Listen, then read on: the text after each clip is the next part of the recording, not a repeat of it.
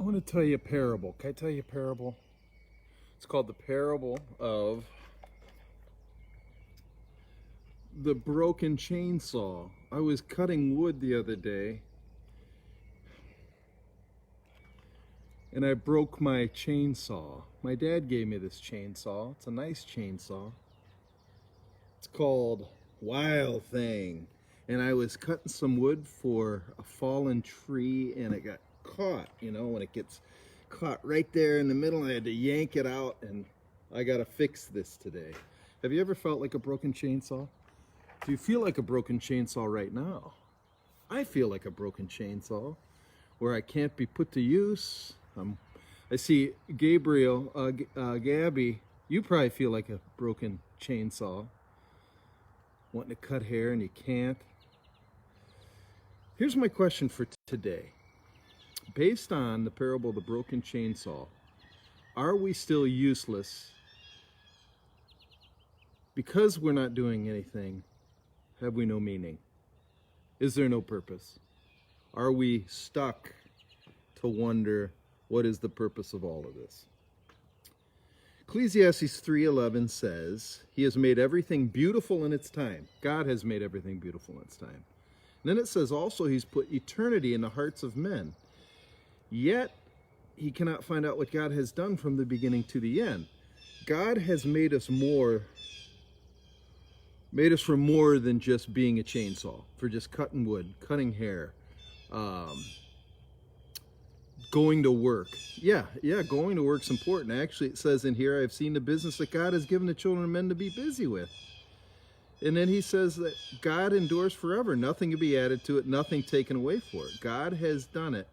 And he says that everyone should eat, drink, take his pleasure in his work. That's a gift from God to man. But what happens when this gift is taken away?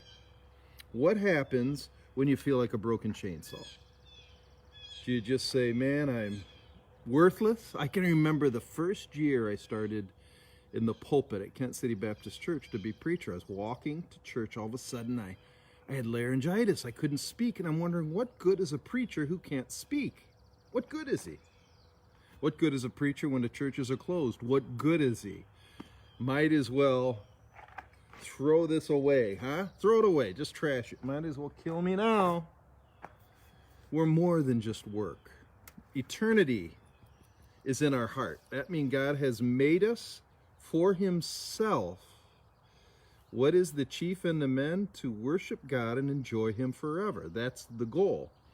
What we're going to do this Sunday, we're going to talk about man's responsibility. What is our responsibility? Why are we here on earth? Imagine, I wrote this down, imagine yourself a victim of amnesia, suddenly awakening from a deep sleep in the midst of some vast forest. So you wake up, you don't know why you're here. It seems you're equipped for some journey, but you realize you have no idea where you came from, how you got here, what in the world are you doing, and where are you going? Why are we placed on earth? Is it just to work? Are we just chainsaws? And if we're just chainsaws, just meant to work, and our chain falls off, COVID-19 has us staying at home, what good are we? But is that why we're here? Why are we here? What is our responsibility while we're on earth? What does God require of me? Because if I can answer that question, I'll feel a whole lot better about myself. People are losing their minds because they feel like a broken chainsaw. They feel like, hey, if I can't work, what good am I? What good are you?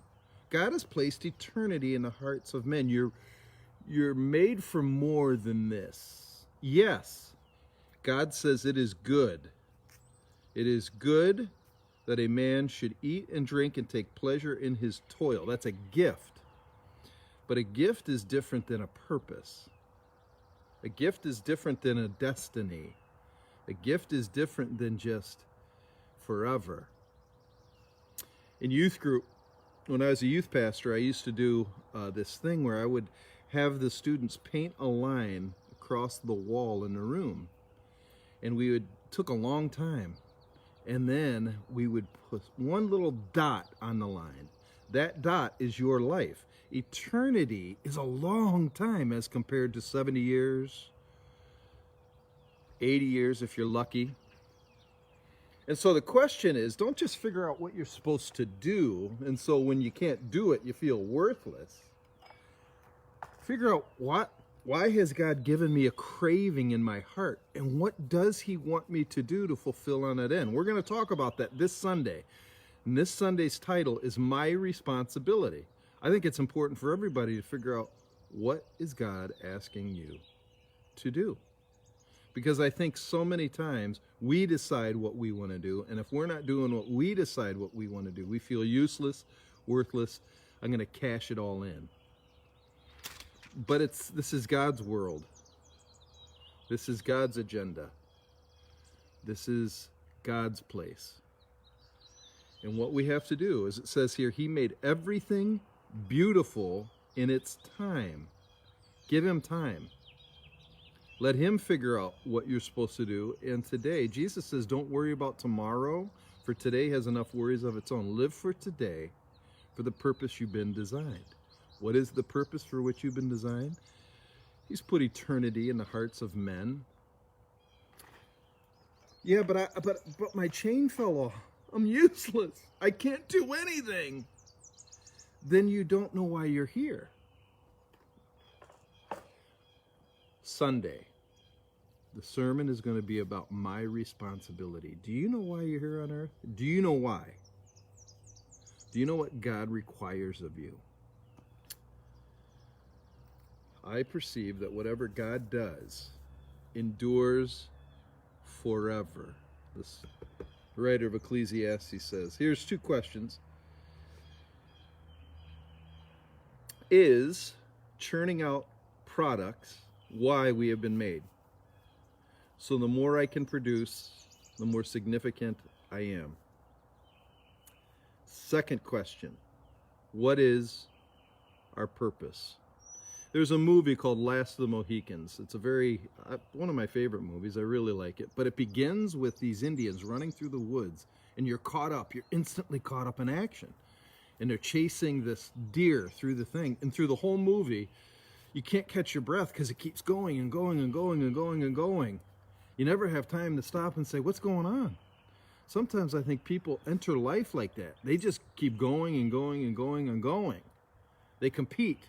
Hey, if my neighbors are having their kids play basketball, I better have my kids play basketball. But we never stop and say, why? What is my responsibility? What is yours? It's a short devotion, something for you to think about today. But remember, he has made everything beautiful in its time. Thank you, Lori. Lori Kruger. So good to... Oh, I miss seeing your face and eating your husband's hamburgers. Miss you guys. I just want you to know, quick update. Yesterday we had a long staff meeting, and we are working towards getting everybody together face-to-face in community. But we have to do it the right way.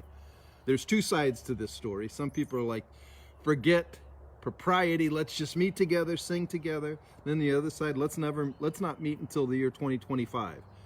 Our job as pastors is to do what's right. So we're taking our time. God bless you, and know that we care about you, and it's going to come to its fruition in its time. We'll update you more on our plans on Sunday, but remember, what is your responsibility? God bless you.